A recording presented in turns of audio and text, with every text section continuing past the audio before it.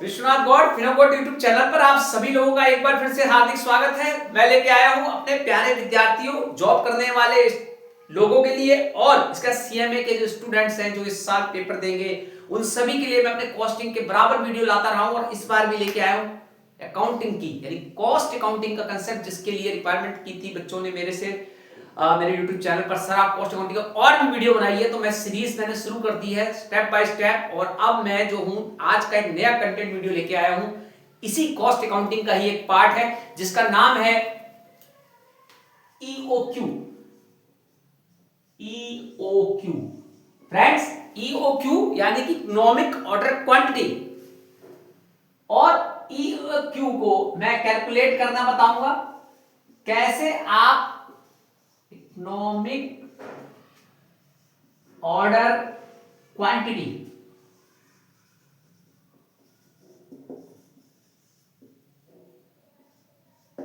Friends, economic order quantity को निकाला कैसे जाता है, क्या आवश्यकता होती है और किसे कहते हैं इकोनॉमिक ऑर्डर क्वांटिटी। बहुत आसान ट्रिक मैं आपको बताऊंगा। सबसे पहले हम बताएंगे इकोनॉमिक ऑर्डर क्वांटिटी यानी कि ये EOQ है क्या। एक्चुअली ये EOQ मटेरियल कॉस्ट जब निकाली जाती है कंपनी में तो वहां पे ये EOQ को कैलकुलेट किया जाता है, और EOQ को निकालने के लिए सबसे पहले आप ध्यान रखिए इसका उद्देश्य क्या होता है। इसका उद्देश्य सबसे पहला यही होता है कि टोटल जो कॉस्ट आती है, जो टोटल ऑर्डर कॉस्ट आती है उसको कम करना। जी हां, इसके अलावा कंपनी की जो कैपिटल ब्लॉकेज होती है उसको कम करना, स्टोरेज कॉस्ट को कम करना, ऑर्डर कॉस्ट को कम करना, प्राइस को कांस्टेंट रखना। तो ये ऐसे कई ऐसे रीजन होते हैं जिसके कारण ये कैलकुलेट किया जाता है EOQ। और EOQ कैसे निकाला जाता है ये भी बहुत आसान ट्रिक में हम आपको बताने जा रहे हैं, थोड़ा सा ध्यान दीजिएगा। EOQ निकालने के लिए फ्रेंड्स एक सिंपल फार्मूला होता है, √2AB अपॉन में CS। जी हां, √2AB अपॉन में CS। What do you mean A and B? तो first of all A annual demand,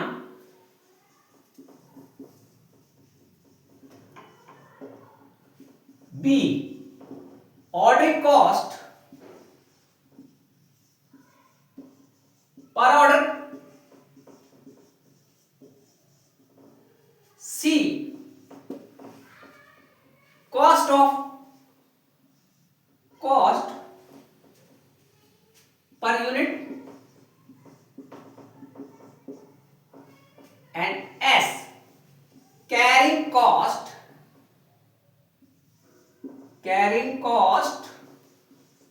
percentage. Friends ये ABCS मींस मैंने आपको बताया। इसको कैलकुलेट करने के लिए एक चीज और ध्यान रखना, यदि if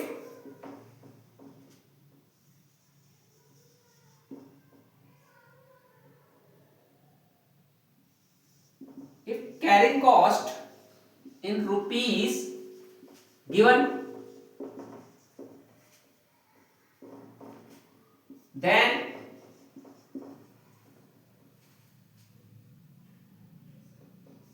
EOQ is equal to √2AB upon carrying cost